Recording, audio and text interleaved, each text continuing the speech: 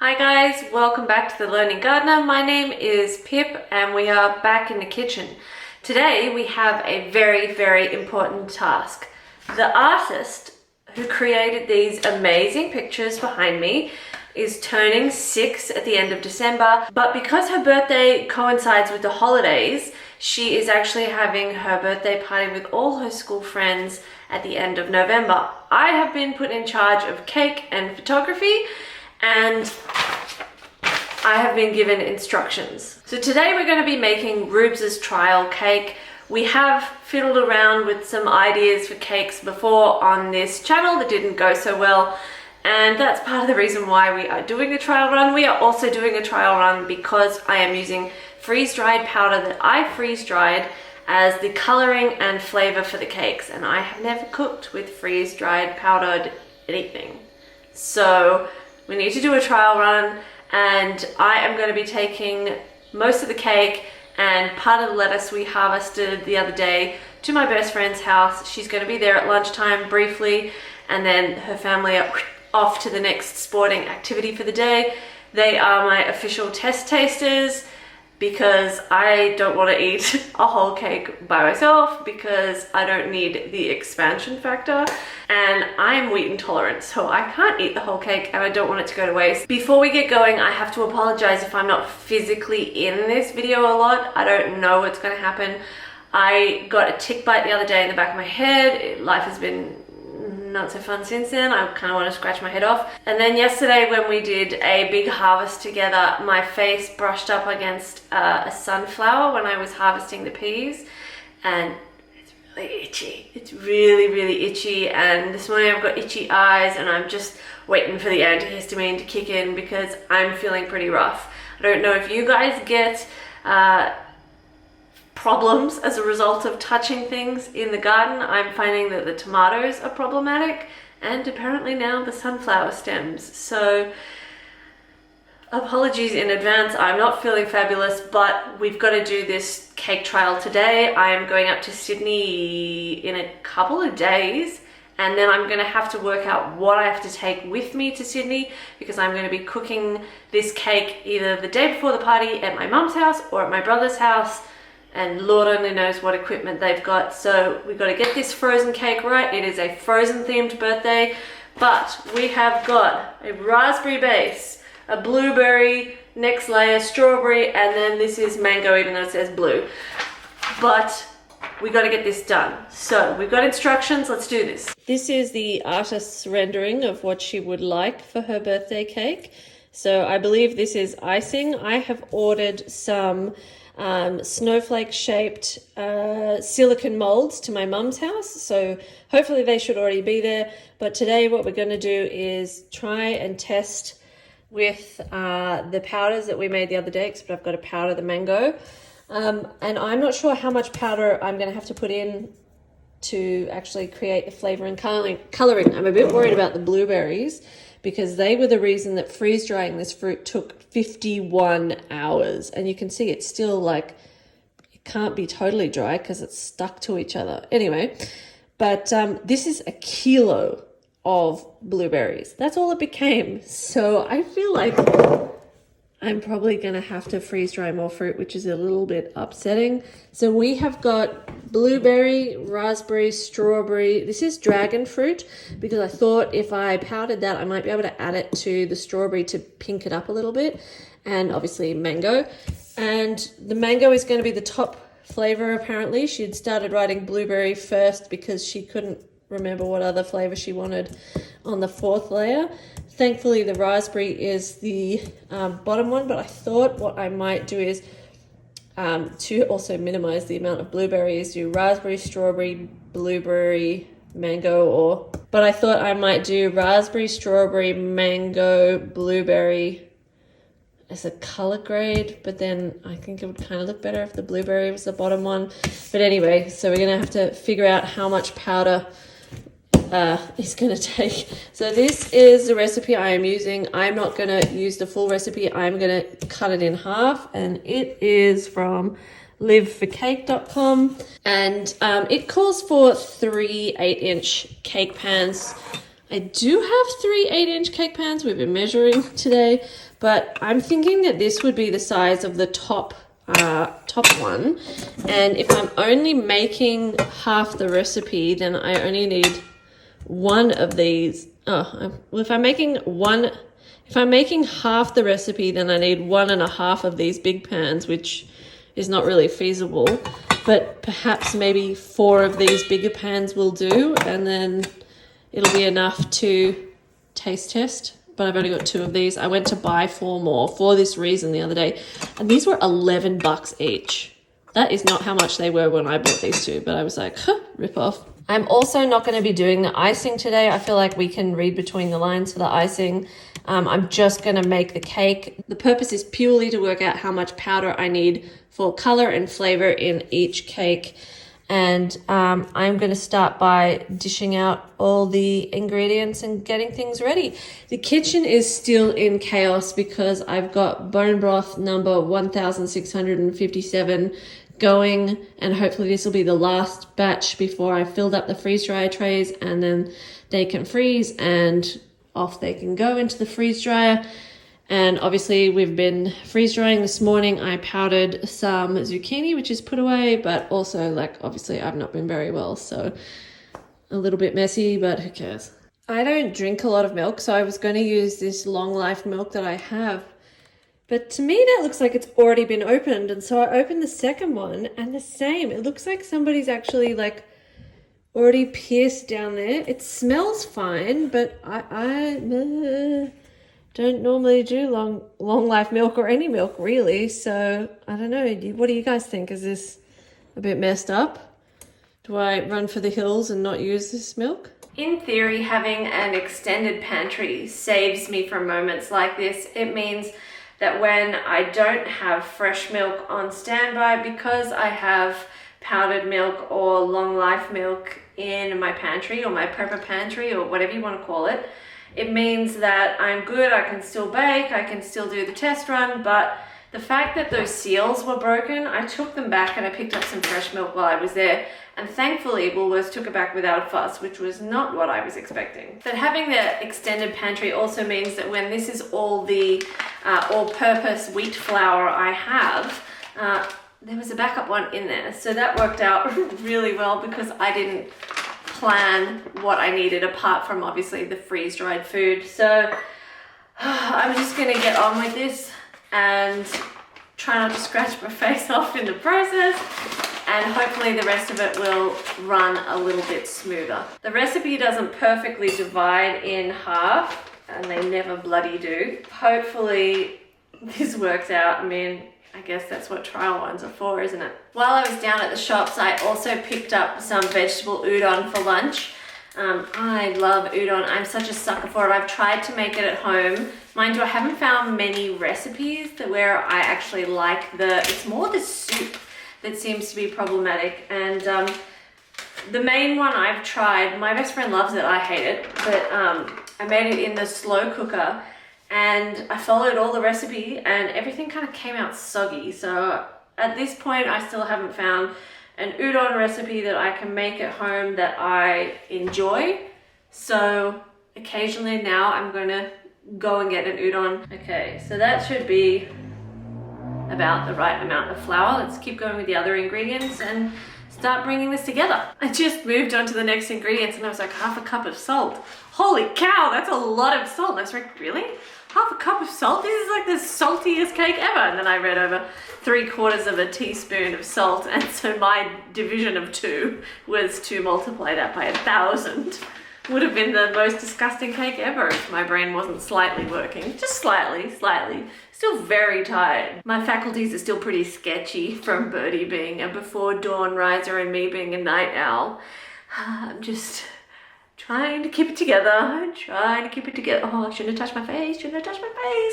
Oh, so itchy. Do you guys find measures like half a cup of butter really annoying? Because then you have to try and jam it in your cup to work out have you got enough? And it never fits in perfectly and you're not supposed to melt it. I just wish they'd give it to you in grams. It's so frustrating when they do half a cup or a whole cup. It's just one of those pet peeves. Just makes Everything's so much more messy and annoying. I've cracked my 2 eggs, but what I'm gonna try and do now is find a good place to pull the membrane out. Often you can sort of see it bubbled at the bottom of the egg, and here comes Raffy to get his now. They're not always easy to get out. But these have a lot of nutritional health benefits for your dog. So there's one, but we got 2 dogs. So we need to get the other one out. There we go. I can't remember if this is Birdie's first one. Birdie, come in, get snacky. Ah, it's Birdie's, Raffy. Good girl. To avoid waste, you could actually give your dog the whole shell, but it's not as recommended in pups because it can mess with their calcium phosphate balance, which can have some pretty negative effects on their musculoskeletal development, so like their bones and stuff. So I just pull out what membrane I can, and then usually I put the eggs in the compost. We've got just about everything ready. I've got the chopped white chocolate, I've got sugar, I've got vanilla, salt, butter, flour, eggs, and I've got all my flavored freeze-dried foods.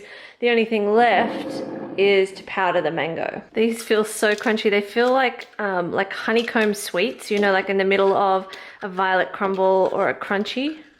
And then it's so odd for your brain when they actually taste like mango.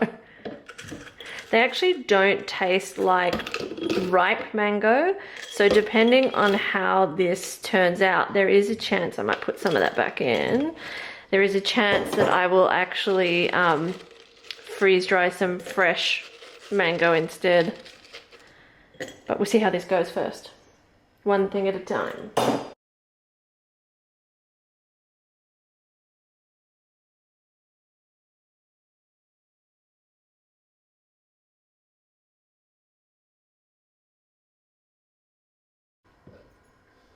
Oh, that looks beautiful. Absolutely beautiful. Such a lovely color too.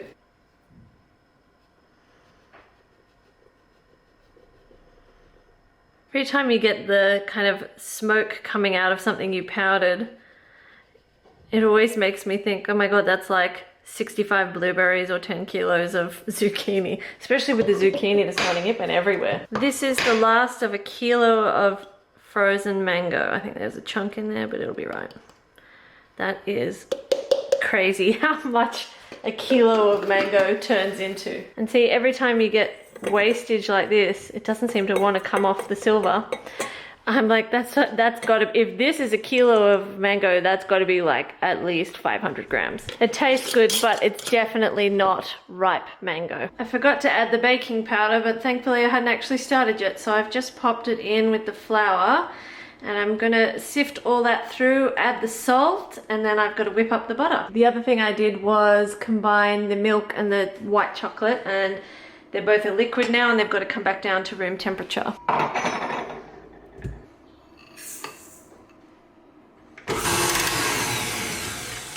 I think the butter probably could have done with being a touch warmer, but I forgot to take it out last night. And, you know, the temperature today is what it is, so it just is room temperature today. Okay, so now we've got to add 1 egg, and I knew I should have read ahead because I cracked 2 together.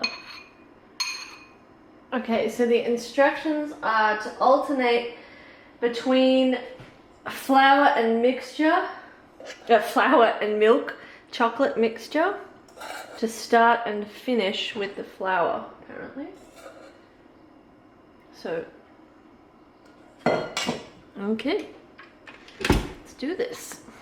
I always find everything rides up on my KitchenAid. Everyone else always talks about how amazing it is and that they never have to kind of mix everything in, but I have to do it all the time. Okay, so the cake is done. Now I've got to add the flavoring and work that part out. just move some of the mess over to the sink. So 1723 minus the weight of the bowl, which is 786. So that's 937 of batter divided by 4. We need about 234-ish grams in each one. Oh, that batter is lovely. Okay. Let's give this a go. So I'm gonna start with blueberry, and I'm gonna go with about half a tablespoon. I probably should have sifted it to get out any seeds. Needs a bit more. Another half tablespoon-ish. It's a fairly weak color, which makes me wonder if it does need a little bit more. Oh, just the tiniest bit. It's so close. It's actually really nice.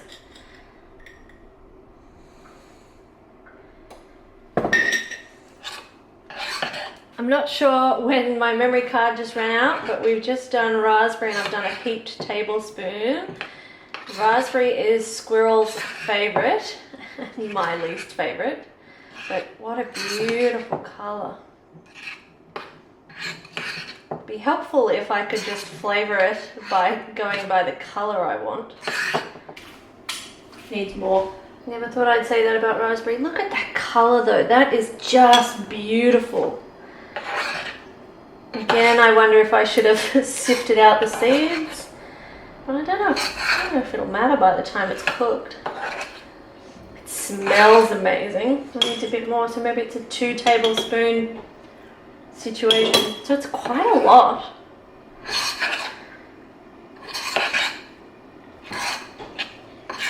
Oh, it's got a beautiful after kick.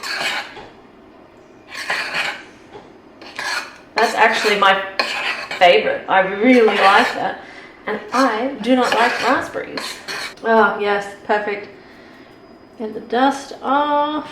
So I'm going to do strawberry on this one, and I'm going to just go straight in with 2 tablespoons. It just smells like such a fake flavor. God, that's a lot of strawberries. It smells like some sort of fairy floss or something. Can't believe I was worried about the color, and that's why I did the dragon fruit. Like, it's basically going to be entirely strawberry powder. I think I might have overkilled this one. It's a horrible grey color. That is very nice, but I'm not in love with the color. I'm just going to put a teeny tiny bit. Look at that dragon fruit. It's just beautiful. That's better. That's lifted the color a little bit. That strawberry has a lovely aftertaste too. Good. Berry strawberry. So heaped tablespoons it is. Okay, let's go mango. Final flavor. I know I could use artificial colors to enhance the color difference between these ones, but I don't think I will. You know, you've gone to the effort of freeze drying and all of that sort of thing, and it's like, it's such a beautiful natural flavor. Why taint it with an unnatural coloring? Although I will have to refer to my boss and see how she feels about how it looks when it comes out. The mango is not as strong, it needs more. And that might just be because it's, as I've said before, it's not ripe mango. Better, but it's still not a very strong mango flavor. And you can see that's kind of got to a consistency where it started to dry the mixture out a little bit. So I think we've crossed the line with how much flavoring to put in. Sorry about the lighting today, guys. I always block it because the window is right behind me. It'll be interesting to see if as you cook it, whether the flavors intensify or back off a little bit. I hope they don't intensify. So mango and strawberry are going in the oven, and I'm going to have lunch. Something I had thought a fair bit about coming into this cake was that the freeze-dried fruit powder would actually suck a little bit of moisture out of the cake, which was why I wanted to do a test run, because I wanted to do one run without really modifying how much liquid I put into the cake to see how dry it is. And I just said to my best friend, hey, we're going to be late. with the cake, are you still going to be home? And FYI, cake might be a bit dry. And she was like, ooh, I don't care. There's just going to be cake in my life. That's all good. So I think at the moment our audience requirements for cake are quite low. But something I hadn't thought about was whether or not the freeze-dried fruit powder would actually need a little bit of time to absorb that liquid and therefore release its flavor into the cake batter. And then perhaps I have over flavored these cakes, but I guess we'll find out when we come out of the oven. And the other thing I didn't think about was that in pre-making all 4 flavors, while 2 are in the oven, the other 2 are sitting there and the powder is absorbing more and more moisture out of the cake. So I guess we'll see how it turns out. It's already been in the oven for about 25 minutes, so it's taking a long time for these little cakes to cook. So they're obviously going to be pretty dense. I guess we'll find out together. I just loaded the raspberry and blueberry ones into the oven, and I tasted the raspberry one, and it definitely got stronger while it's sitting in the batter. And it's actually tasting like raspberry now, and I hate raspberry. But I guess I can only hope that the icing, the white chocolate icing, will kind of cut through the raspberryness of it. Because I quite liked the flavor before it turned into like a full-blown raspberry. Don't like raspberries. These cakes still have a way to go, but they're already cracking on top. And oh, this smells so good. I'm just going to pop a tray of water in there. I'm hoping this will help them stop cracking a little bit and cook a bit more evenly. They're all out of the oven. These 2 have just come out. So this is the raspberry and the blueberry. And having that tin of water in with them made a really big difference. You can see I was wildly impatient with the strawberry one to shape it and didn't wait till it cooled down, and now it looks like a dog's breakfast, but that's okay. It's just a tester, but this does taste very strawberry. You can really taste it. It's really cool. It's interesting the way the colors come through. They are very natural, but as I said, this is a very gray pink. I'm not sure that Squirrel's going to be down with basically a brown, but yeah. But the reason I was cutting off the edges, I don't care whether they're a bit dry just for test purposes, but I wanted Squirrel to be able to see the color. But on the day, what I think I'll do is I'll get my wet rags and wrap them around the tin so they don't brown as much or at all sometimes on the edge. But I couldn't be bothered to do that for today. So now I've just got to wait for these ones to cool down. And I've defrosted some buttercream icing, and I will put it together and I'll grate a bit of white chocolate on. I couldn't be bothered to make the whole icing, and then we'll taste it and see how it goes, see what Boss thinks. I did wait for the mango to cool before I tried to shape it, and it also turned into a dog's breakfast. I thought it might be because they're dry, but they're actually not. They're quite a lovely moist cake. So we're going to follow Boss's instructions and start putting it together. I have grated up a little bit of white chocolate to put in between to kind of mimic the icing that we're going to get. What's wrong, Raffy? In the last week, Rafa has started to make those little crying noises, mostly when he wakes up. And it's sort of like a, I want you to play with me immediately type cry. But it's such a sad little noise. I always want to go and check on him. Now this icing was in the freezer, and I just nuked it in the microwave for 10 seconds to get it going. It might have been a touch too much, but still tastes good. So I'm going to sprinkle the white chocolate in between. So we have raspberry on the bottom, and then she wants blueberry. We'll get all the little scummy edge bits off the blueberry one. Plonk. So I mean, the point of this is not to do a style test run at all. I would obviously spend way more time making this pretty, and I wouldn't be using defrosted frosting. So, you know, just to see if this is going to be acceptable to a small squirrel. To be honest, she's going to say whatever I like. So, you know, she's a cutie patootie. Okay, so then next on the list is strawberry, dog's breakfast. Oh, it's going. This is much more of a tower than I was anticipating. I think I'm actually going to have to put like a stability rod down the center of it. It looks so ridiculous. So I'm going to harpoon that. It's all probably not 100% cold, but whatever. I have other things to do with my day. But I think just like I did with Squirrel's first birthday cake, which was a unicorn, I'm gonna have an entire day set aside to let everything cool and get it all in the fridge and do a crumb coat and all of that sort of thing. God, this is ugly.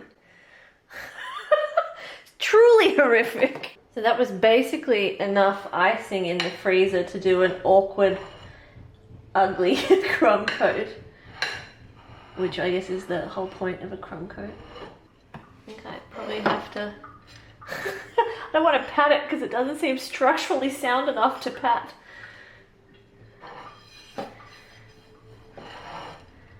Actually, if it's a Elsa cake, it might not be a bad idea to cover it like this so it looks a bit like snow. I don't know. Let me know what you guys think. And I promise I will not present a cake that looks like this. Okay, I'm going to put this monstrosity in the fridge.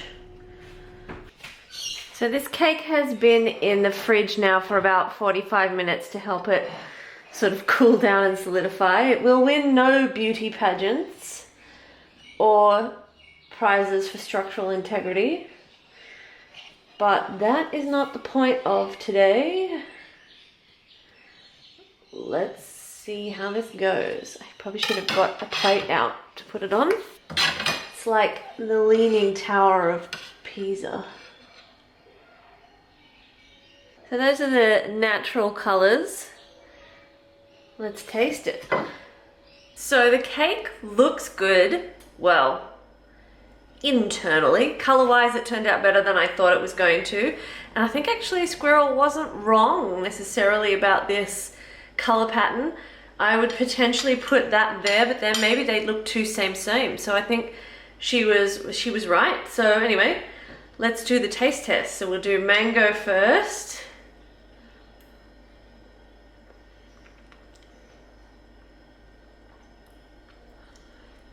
It's definitely mango-y. It's nice, but I'm not sure I would put mango with white chocolate normally. Let's do strawberry.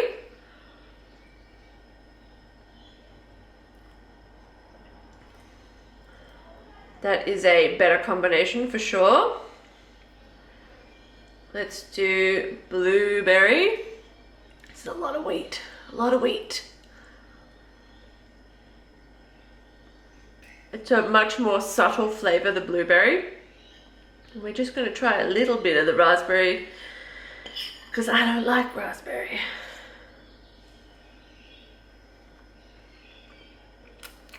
Strongest flavor by far. Not my jam, but quite nice. So now the real question is, what does Squirrel think of this? Okay, so Rubes has just finished violin. Let's give her a call and see if this passes the test and see if she's happy or if she wants to give some feedback.